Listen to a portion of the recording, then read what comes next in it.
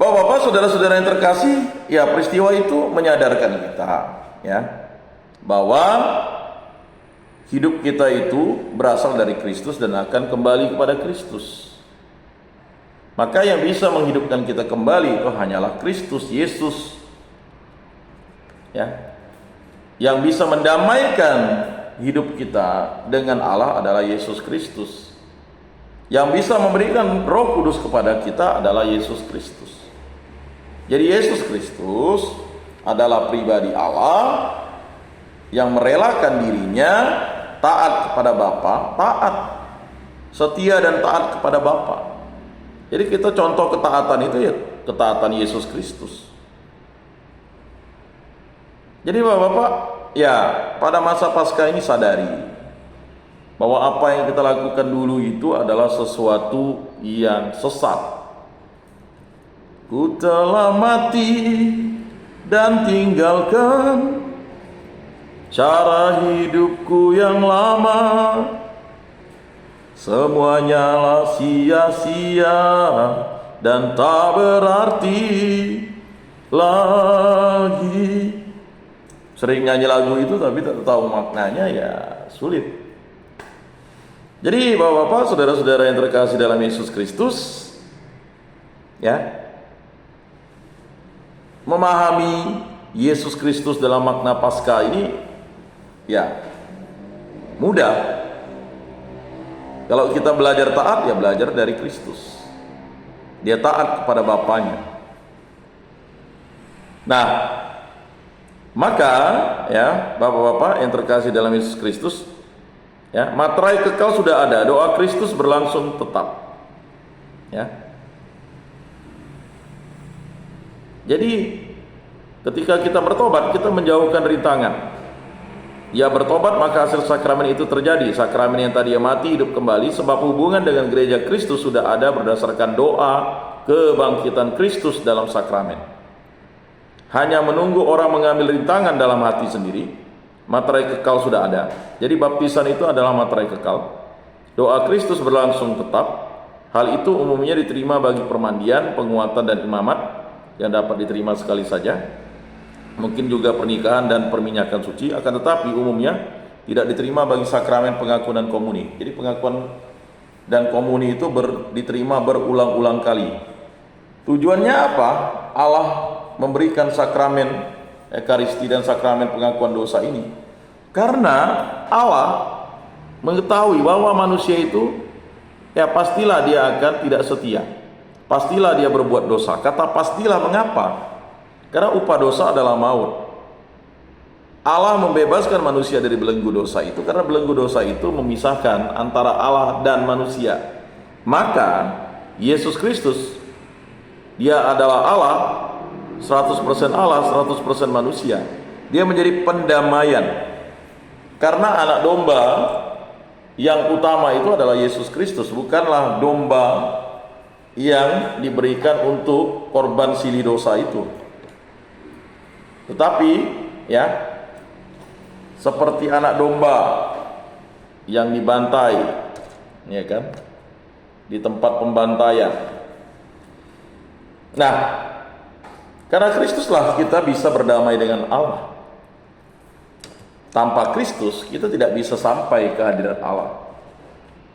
Sebaik apapun, sesuci apapun, kalau tanpa Kristus kita tidak akan sampai di hadirat Allah. Kita hanya menjadi pribadi manusia yang nantinya mati, kosong. Kosong itu artinya tidak berjumpa dengan Allah. Situasi di mana hampa. Jadi kalau orang mati itu kan waktu berhenti, situasinya hampa. Tetapi kita sebagai pengikut Kristus akan kembali kepada Allah. Tetapi ingat, kembali kepada Allah itu untuk masuk ke hadirat Allah, untuk masuk dalam kerajaan Allah, untuk mendapat belas kasih Allah, kita harus diadili. Siapa pengadilannya? Pengadilannya siapa hakimnya? Ya Yesus Kristus, hakim agung kita. Jadi Bapak-bapak, saudara-saudara yang terkasih, ya, bimbingan rohani ini hanya sekedar mengingatkan, menyadarkan kita. Tetapi diri kita sendirilah yang harusnya mau berubah. Kata mau berubah itu karena Kristus, bukan karena kita. Kitanya akan sulit berubah karena kita menyandarkan diri sendiri, tapi kita harus menyandarkan diri pada Yesus Kristus. Pada ketiga sakramen yang disebut tadi diberikan materai kekal. Hasil pertama daripada sakramen ialah hubungan dengan gereja Kristus yang tampak. Jadi hubungan dengan gereja Kristus yang tampak itulah sakramen. Jadi kita datang ke gereja itu untuk apa? Untuk rahmat Kristus. Maka dalam permulaan misa atau ibadat itu dimulai dengan semoga rahmat Yesus Kristus, cinta kasih Allah dan persekutuan Roh Kudus selalu beserta kita. Kita jawab sekarang dan selama-lamanya. Itu forma, salah satu formanya. Ya kan? Siapa pengantara kita? Kristus, demi Kristus pengantara kita. Ya kan? Jadi tanpa Kristus ya tidak akan bisa doa kita itu sampai ke hadirat Allah. Tapi bisa didengar, iya bisa didengar. Ya semua orang didengar oleh Allah. Tetapi untuk sampai ke hadirat Allah itu, berkenan di hadapan Allah itu harus melalui Kristus Yesus. Berbahagialah kita yang sudah menjadi pengikut Kristus. Berbahagia. Karena itulah yang mau didengarkan oleh orang-orang yang bijaksana, cerdik pandai, kerajaan. Ya, tetapi itu disembunyikan bagi orang yang bijaksana, cerdik pandai. Justru diberikan kepada orang-orang kecil seperti kita. Jadi Bapak-bapak, saudara-saudara yang terkasih, kalau kita tidak dibebaskan oleh Kristus, kita tidak akan sampai ke hadirat Allah, tidak sampai kepada Allah. Dan kita tidak boleh menyebut Allah itu Bapa. Ya, bangsa Israel itu dihantar oleh Allah karena perjanjian tanah tadi itu. Sebenarnya ingin mengatakan bahwa bangsa Israel ini ya berkenan di hadapan Allah. Dia yang mengenal Allah. Tetapi mengapa bangsa ini tegar tengkuk? Ya kan? Terus dihantar dan bersungut-sungut terus-menerus sampai angkatan itu tidak bisa sampai ke tanah terjanji itu. Ya. Dan memang ya, pada prinsipnya bangsa Israel ini memberkati bangsa-bangsa lain ketika melalui padang gurun dia ketemu bangsa-bangsa lain. Ya. Berkat itu kan bisa ya menjadi kutukan bagi orang lain. Makanya orang jangan heran tiba-tiba orang takut dengan salib, melarang adanya salib karena itu berkat. Tetapi justru itu menjadi kutukan bagi orang yang tidak mengenal Yesus, tidak mengenal siapakah Yesus, tidak mengenal apakah salib itu. Jadi justru ya, ketika kita menjadi berkat, kita bisa menjadi kutukan. Bangsa Israel itu kan berkat bagi semua. Maka Abraham itu kan ya melalui bapak Abraham. Siapa yang memberkati engkau akan diberkati. Siapa yang mengutuki engkau akan dikutuki. Ya kan? Nah, itulah yang diambil warisan oleh bangsa Israel. Perjanjian Allah dengan Abraham. Maka dia bilang Allah Abraham, Allah Ishak, Allah Yakub. Yakub dirubah namanya menjadi Israel karena Yakub itu penipu. Dosanya adalah penipuan. Karena dia mencuri berkat dari Ishak dan dia sebenarnya ya mendapat yang namanya pengajaran dan penghajaran dari Allah. Karena dia menipu Esau, menipu bapaknya Ishak. Ya. Maka namanya dirubah menjadi Israel. Ya kan, dia bergulat dengan Allah dan menang. Kata bergulat dengan Allah dan menang itu kata menang itu dia dimenangkan Allah karena seri sebenarnya. Ya. Jadi Israel itu tanda kemenangan yang diberikan Allah kepada Yakub. Ya. Dia bergulat sehari-harian dengan seorang pemuda. Tidak menang, tidak kalah. Ya. Tetapi pemuda itu memungkul pangkal paha Israel, ya Yakub, sehingga Yakub itu pincang kakinya. Ya. Mengapa? Karena berkat Allah itu sama, setia dan taat. Jadi berkat yang diberikan oleh Ishak kepada Israel itu, itulah yang yang dilihat Allah. Tetapi tidak cocok nih, makanya harus dirubah. Maka bangsa Yahudi atau bangsa Israel itu menghormati Ya, dia tidak makan pangkal paha domba itu karena menghormati bapak Yakub. Ya. Tapi sebenarnya ya berkat itu berasal dari Abraham. Berkat yang berasal dari Abraham itu adalah iman warisan. Tetapi iman yang diberikan dalam perjanjian baru itu adalah warisan yang diberikan Kristus kepada para rasul. Nah, dahulu bangsa Israel itu mendapat berkat dari Allah melalui perantaraan Bapak Abraham, dari Abram jadi Abraham. Mengapa Abram yang Ur Kasdim itu bisa sampai mendapatkan itu? Karena dia mendengarkan suara Allah dan mengikuti kehendak Allah. Ya. Nah, sedangkan pada perjanjian baru itu yang sudah dinubuatkan oleh para nabi, para tua-tua, ya, bahwa Mesias itu akan hadir dan lahir. Ingat, bukan hanya akan hadir tetapi lahir. Ya. Sudah dinubuatkan dari zaman purbakala, ya. Dari zaman Abraham, dari zaman ya Yakub, dari zaman Musa, ya, untuk bangsa Israel, tetapi bukan hanya untuk bangsa Israel.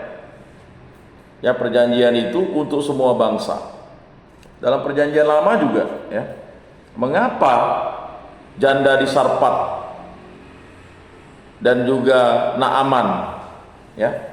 Elia itu hanya menyembuhkan janda di Sarpat, sedangkan Elisa itu menyembuhkan Naaman yang bukan orang Yahudi karena mereka menolak berkat, tidak percaya dengan Allah.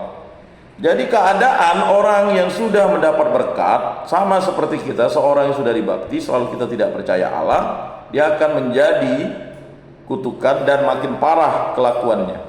Jadi jangan heran Bapak-bapak, saudara-saudara yang terkasih, jika ada misalnya ya orang-orang yang menolak Kristus padahal dia hamba Allah, ya dia itu pengikut Kristus, tiba-tiba dia makin parah kelakuannya. Ya makin parah dia mencari pembenaran dirinya. Karena apa? Dia sudah mematikan imannya sendiri. Ya. Jadi jangan terheran-heran kok orang ini dulu dia ini, ya dia akan menjadi keadaannya lebih buruk. Ya. Maka jangan mengatakan kalau kita lari dari Kristus lalu keadaan kita baik. Kita menghindari Kristus itu kita baik. Justru kita akan makin parah. Di tempat ini kita bisa melihat diri kita dan orang lain. Orang yang tidak mau ikut makin parah.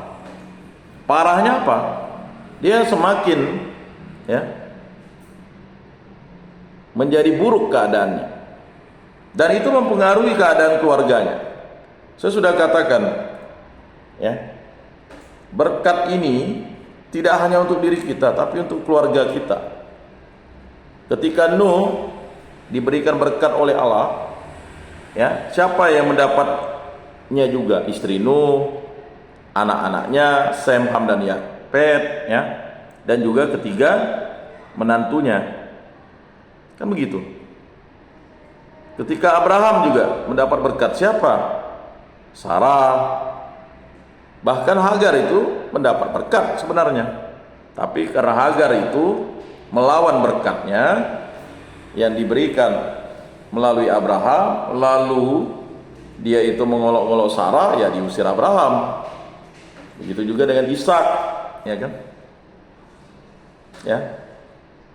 Ishak mendapat berkat dari Allah, dia mau dikorbankan oleh bapaknya, tetapi justru diberikan domba tambun ya untuk menggantikan Ishak karena iman Abraham yang begitu setia dan taat kepada Allah.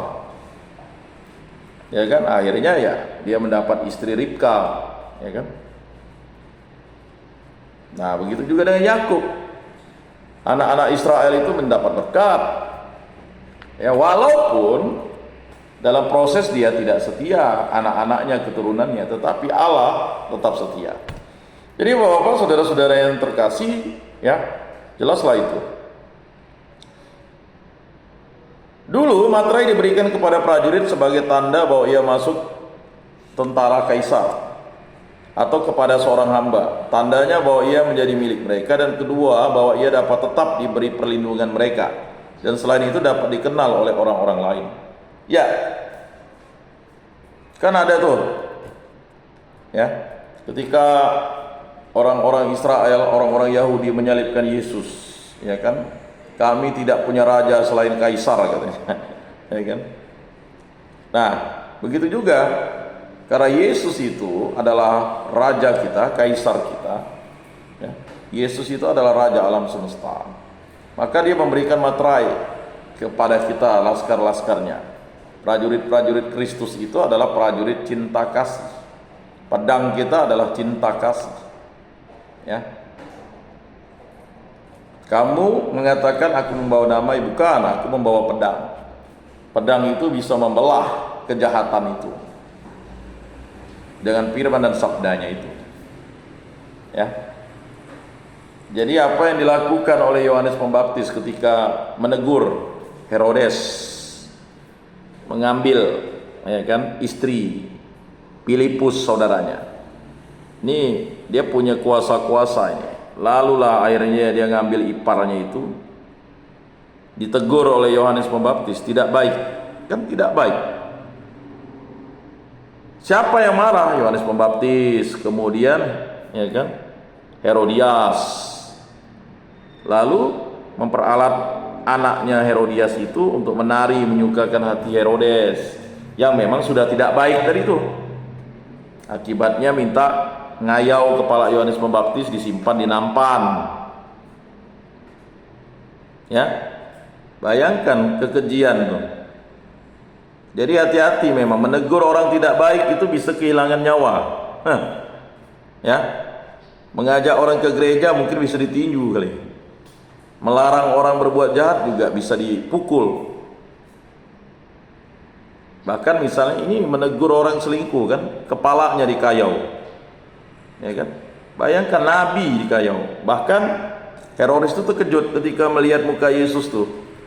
Karena kan yang namanya Yohanes Pembaptis dengan Yesus itu mirip karena dia itu saudara sepupu. Yohanes Pembaptis masih hidup katanya kan. Maka dia tidak berani lagi karena dia sudah gemetar melihat Yesus. Dah kembalikan dia lah katanya. Ini bukan wilayahku katanya. Ya. Jadi Yesus diantar balik karena dia sudah mendapat yang namanya, ya, kutukan dari itu, membunuh orang benar. Nah itu. Jadi bapak-bapak, saudara-saudara yang terkasih, sadar ketika orang menegur bapak-bapak itu supaya tidak berbuat tidak berbuat jahat, tidak berbuat buruk, tidak berbuat dosa, sebenarnya itu adalah suara Allah melalui perantaran orang-orang. Jangan korupsi, jangan berzina, jangan selingkuh, jangan mabuk-mabukan, jangan berjudi, jangan mencuri, jangan bersaksi dusta, jangan bohong, jangan sombong, jangan malas, dan sebagainya. Sebenarnya itu adalah suara dari Allah. Kehendak Allah lah yang terjadi dalam hidup kita. Semoga bermakna dan bermanfaat dalam hidup kita.